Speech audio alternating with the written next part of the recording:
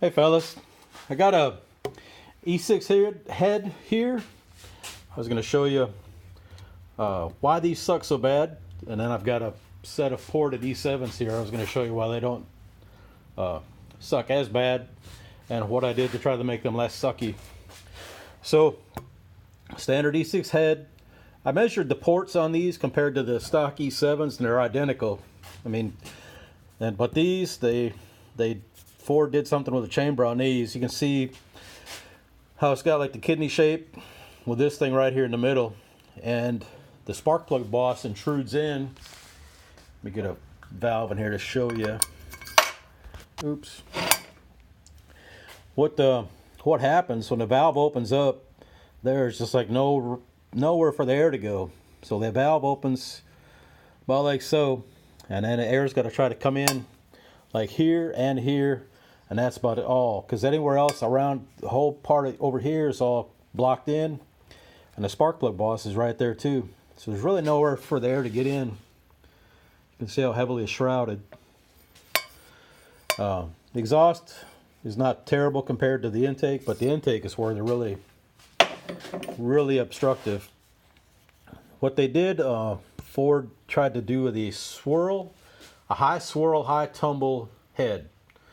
And it worked. I mean, they got great off-idle torque, but once you try to get up past the mid RPM ranges, they're just not able to flow enough air. I did try a little bit about moving this thing out of the way, and was going to open this up to see if I could make the heads run good. But after thinking about all the work and time, I just decided not to. So, with that in mind, these are E7 heads. These actually belong to Rod. I was just doing some port work on it. What I did, spent most of the time in the bowl. I didn't make the ports significantly bigger. So what I did was teardrop shape the intake here, and then laid some of this back in the back side. Made it wider here at the short turn. And then on the bowl, you really don't want to mess with the back side of it, because you're trying to get the air to go out this way. So what I did was, like I said, I slimmed this down as much as I could, and on the exhaust port, what I did was kind of lean this in here, put a little bevel on it to try to get the air. You know, they're stock. There's a big bump right, or a big flat spot. Try to get the air to come out, and I knocked this down here. And when they're stocked, there's a big bump right there. Supposedly it's a bump in there that's used by the machine to do machining. You can see it right here. That guy right there is a pretty big bump. I just knocked that out of the way, and then contoured the back side of the valve guide here. The intake valve guide, I didn't mess with. Like I said, I just made it a little thinner, put a teardrop shape on the back side of it. On the GT40 heads that are on Brain, I took that valve guide completely out, and it didn't really pick up any power.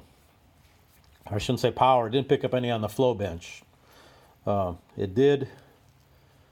I thought it would work better, but it didn't. So, but you know, you got to try stuff. You can't be afraid to fail. You're not going to win the farting contest if you're afraid to shit your pants, as the old saying goes. But so anyway, like I said, I just left it in here, made it thinner.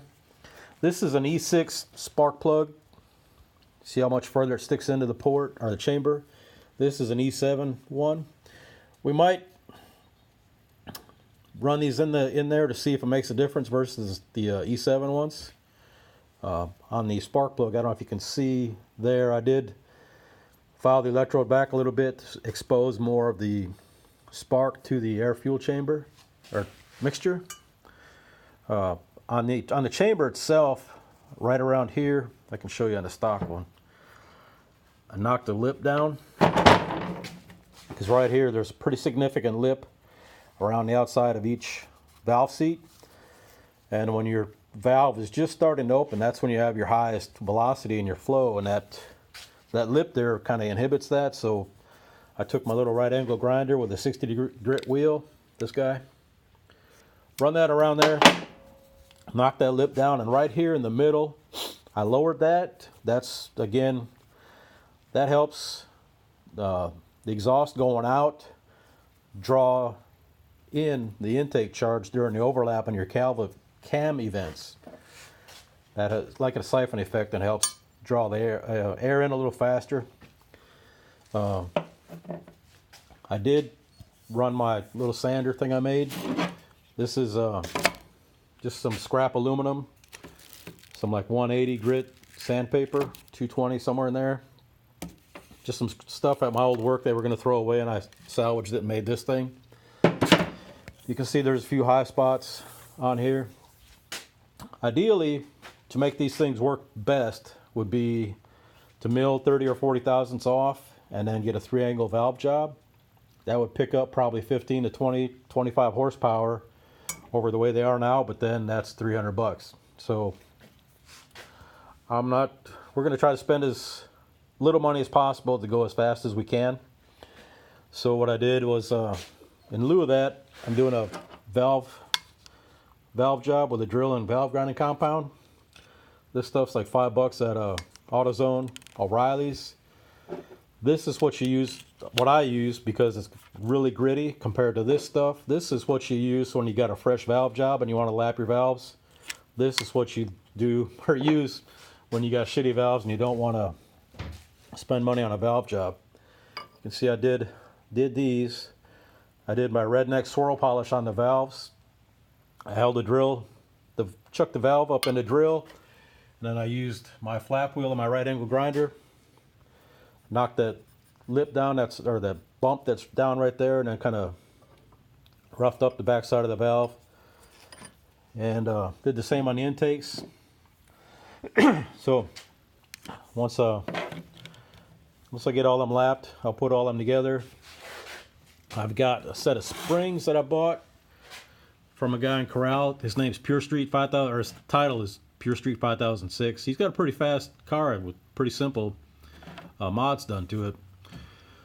But because we're using the B cam, we can get away with a softer spring. This is only 313 pounds an inch for a rate. So because of the B cam's slow lobes, we can do that.